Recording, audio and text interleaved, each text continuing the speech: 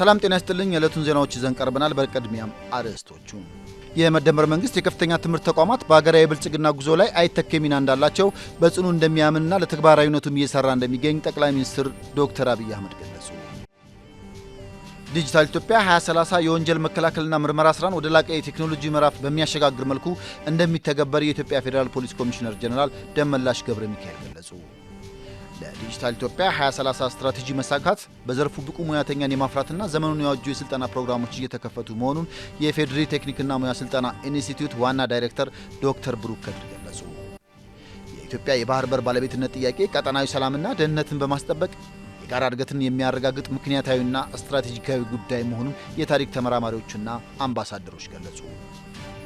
ለጉምሩክ አገልግሎትና ለንግድ ስርዓቱ ምቹ ሁኔታን ለመፍጠርና የዘርፉን ተወዳዳሪነት ማሳደግ የሚያስችሉ የህግ ማሻሻያዎች እየተከናወኑ መሆኑን የጉምሩክ ኮሚሽነር ደበሌ ቃበታ ገለጹ። በኮምፓክት ፕሮግራም ሀገራዊ የኤሌክትሪክ ሽፋንን 70% ለማድረስ የተያዘው እቅድ ለዲጂታል ኢትዮጵያ 2030 ምቹ መደላደልን የሚፈጥር መሆኑን የኢትዮጵያ ኤሌክትሪክ አገልግሎት አስታወቀ። የሚሉት የዕለቱ ዜናዎቻችን ናቸው። ዜናዎቹን በዝርዝር እንመለከታለን። ከዜናዎቹ ጋር ሀብታሙ አክሊሉ ነኝ። አብራችሁን ቆዩ። የመደመር መንግስት የከፍተኛ ትምህርት ተቋማት በሀገራዊ ብልጽግና ጉዞ ላይ አይተኬ ሚና እንዳላቸው በጽኑ እንደሚያምንና ለተግባራዊነትም እየሰራ እንደሚገኝ ጠቅላይ ሚኒስትር ዶክተር አብይ አህመድ ገለጹ። ጠቅላይ ሚኒስትር ዶክተር አብይ አህመድ በማህበራዊ ትስስር ገጻቸው ባሰፈሩት መልእክት ሀሳብ የለውጥ ኃይል ነው፣ ምሁራን ደግሞ የለውጥ ወኪሎች ናቸውም ብለዋል። ምሁራን በማህበረሰብ ውስጥ የሚፈጥሩት ለውጥም ሀገርን ወደ ብልጽግና እንደሚወስድ ጠቅሰው በዚህ ረገድም ምሁራን ሀሳብ አክባሪና አፍቃሪ፣ ጥልቅ አሰላሳይ፣ አንባቢ፣ ችግር ፈቺና መፍትሄ አሳሽ መሆን እንደሚጠበቅባቸውም አመልክተዋል። በዛሬው ዕለት የአዲስ አበባ ዩኒቨርሲቲ 75ኛ ዓመት ምስረታ በዓሉን በማስመልከት ዩኒቨርሲቲው ባዘጋጀው የምክክር መድረክ ላይ ጽሑፍ በማቅረብ መሳተፋቸውን ጠቁመዋል። በመድረኩም የኢትዮጵያ ምሁራን በሁለንተናዊ ሀገራዊ ጉዳዮች ላይ ያላቸው ሚና በሚመለከት ሰፊ ውይይት መደረጉን ተናግረዋል። የመደመር መንግስት የከፍተኛ ትምህርት ተቋማት በሀገራዊ ብልጽግና ጉዞ ላይ አይተኬ ሚና እንዳላቸው በጽኑ ያምናል፣ ለተግባራዊነቱም እየሰራ ይገኛል ነው ያሉት። ተቋማቱም የመማር ማስተማር እንዲሁም የምርምር ስራዎችን ከቴክኖሎጂ ጋር በማናበብ ወደ ፈጠራና ተግባር መለወጥ እንደሚጠበቅባቸው አሳስበው ይህም የኢትዮጵያን ብልጽግና በተደመረ አቅም ለማፋጠን ሚናው ከፍተኛ ነው ብለዋል። ዲጂታል ኢትዮጵያ 2030 የወንጀል መከላከልና ምርመራ ስራን ወደ ላቀ የቴክኖሎጂ ምዕራፍ በሚያሸጋግር መልኩ እንደሚተገበር የኢትዮጵያ ፌዴራል ፖሊስ ኮሚሽነር ጀነራል ደመላሽ ገብረ ሚካኤል ገለጹ። የኢትዮጵያ ፌዴራል ፖሊስ ኮሚሽነር ጀነራል ደመላሽ ገብረ ሚካኤል ከኢዜአ ጋር ባደረጉት ቆይታ የኢትዮጵያ ፌዴራል ፖሊስ ለወንጀል መከላከልና ምርመራ ስራዎች ቴክኖሎጂን በስፋት እየተጠቀመ እንደሚገኝ ገልጸዋል። በተለይም የተለያዩ መተግበሪያዎችን በራስ አቅም በማበልጸግ እንዲሁም ከአርቲፊሻል ኢንቴሊጀንስና ከኢንፎርሜሽን መረብ ደህንነት አስተዳደር ጋር በመተባበር ዘመናዊ ቴክኖሎጂዎች ወደ ስራ መግባታቸውን ተናግረዋል። የዲጂታል ኢትዮጵያ 2025 ስትራቴጂ በፖሊስ ስራዎች ላይ ለውጥ እንዲመዘገብ ማስቻሉንም ጠቁመዋል። በአሁኑ ወቅት ህብረተሰቡ የወንጀል ጥቆማዎችንና የሚፈልጋቸውን መረጃዎች በአካል ፖሊስ ጣቢያ ሳይገኝ በሞባይል ስልኩ ብቻ የሚያገኝበት ምቹ ሁኔታ መፈጠሩን ኮሚሽነር ጀነራሉ ገልጸዋል።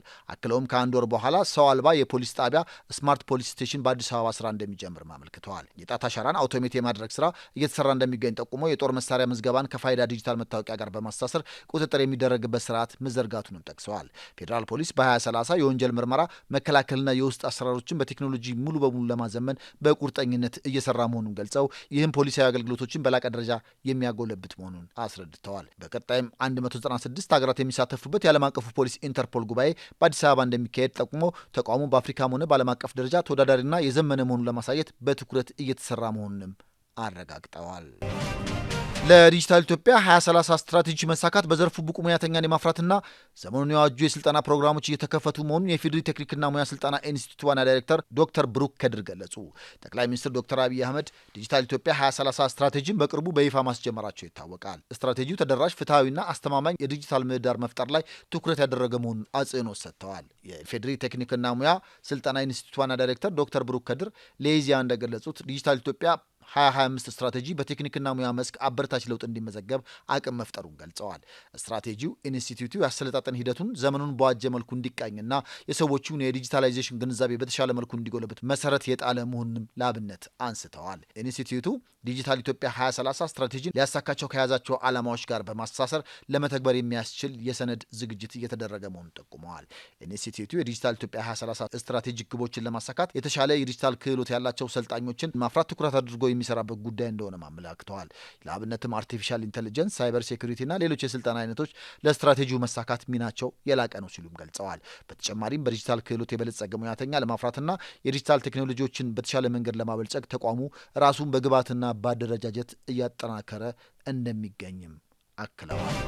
የኢትዮጵያ የባህር በር ባለቤትነት ጥያቄ ቀጠናዊ ሰላምና ደህንነትን በማስጠበቅ የጋራ እድገትን የሚያረጋግጥ ምክንያታዊና ስትራቴጂካዊ ጉዳይ መሆኑን የታሪክ ተመራማሪዎችና አምባሳደሮች ገለጹ።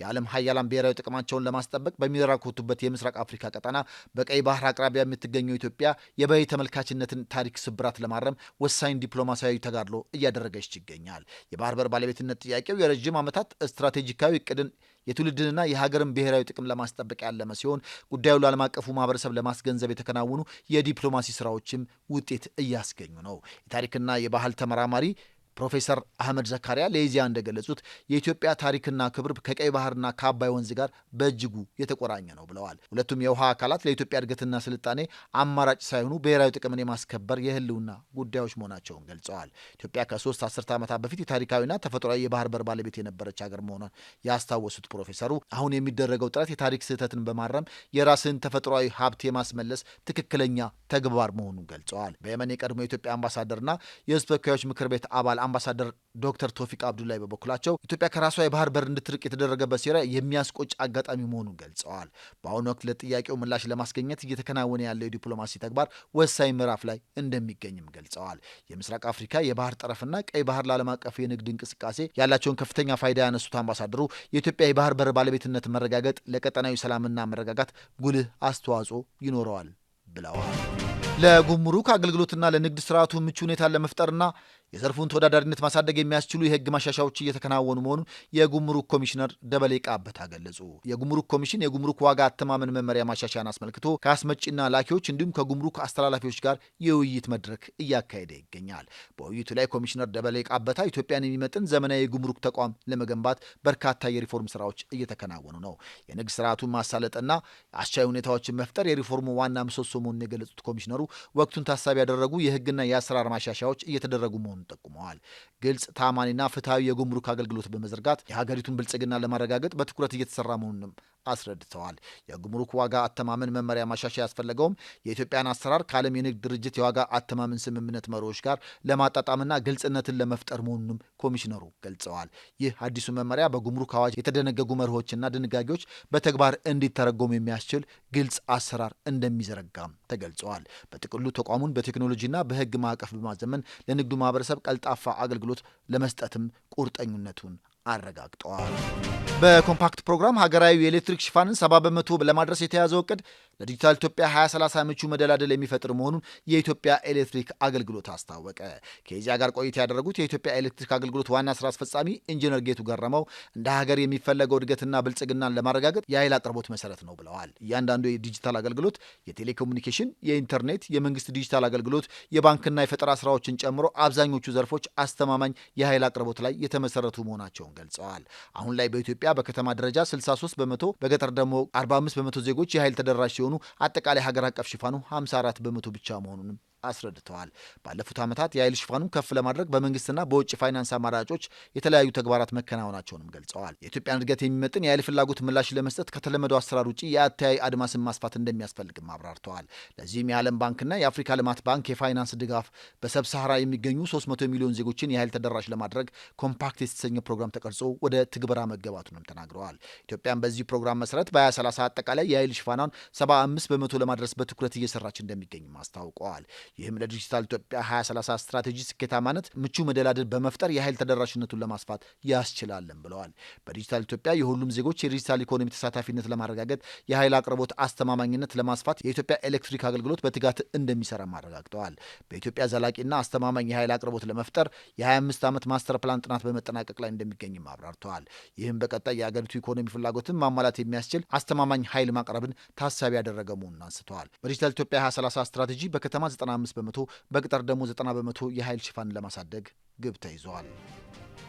ከዜናዎቹ ጋር ሀብታሙ አክሊሉ ነበርኩኝ።